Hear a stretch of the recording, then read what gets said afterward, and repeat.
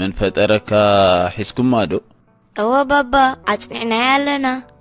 اسكبلو كلان تصنعكم ما هيا اسمعوني من فترنا سلاسي بمن كنا أمن بسلاسي سلاسي كندي يوم سلسته خونو حدا خونو بمنتا سلسته خونو باسم بجبري بأكل بمنتا كحرة خونو ببهري بالسلطان بفقاد بملكوت انتاي كسموم أب ولد منفس قدوس انتاي كجبرم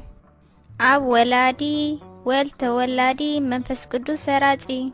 أب مالت انتاي مالت إيو أبو ناي من أبو ناي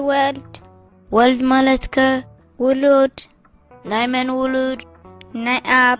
منفس قدوس مالتك سراتي كمن سرت كاب أب كولد خي سرت ديو أي سرتن انتاي را وانجيل يوهانس أم عرف 16 قطر 15 امزي أي نس الزبل እሞ ይሰርጽ ዶ ኢሉ እዩ ቃል ይነስ እዩ ዝበለ እምበር ቃልከ አበይ ኢሉ ይነስ እምኔየ ኢሉ ዶ ስቕበለ ወይ ነግረኩሙ በለ እምበር አካል ዝተባህለ እንታይ እዩ ኢድ እግሪ ዓይኒ አፍ አፍንጫ ስኒ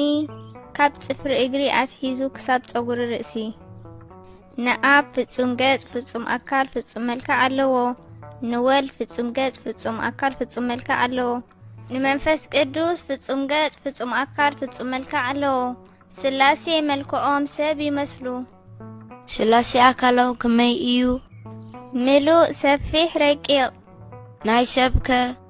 ግዙፍ ውሱን ጸቢብ ምልአቶም ከመይ እዩ ከም ብርሃን ከም ሙቐት ከም ንፋስ ስፍሓቶም ካብ ጽርሃ አርያም ንላዕሊ ቆሞቱ ካብ ባርባሮስ ንታሕቲ መሰረቱ እዚ ስለዝኾነ ንሰብ ብዝፈልጦ መንጋር እዩ እምበር ንስላሴ ዓለም አይወስኖምን እዩ ርቀቶም ከመይ እዩ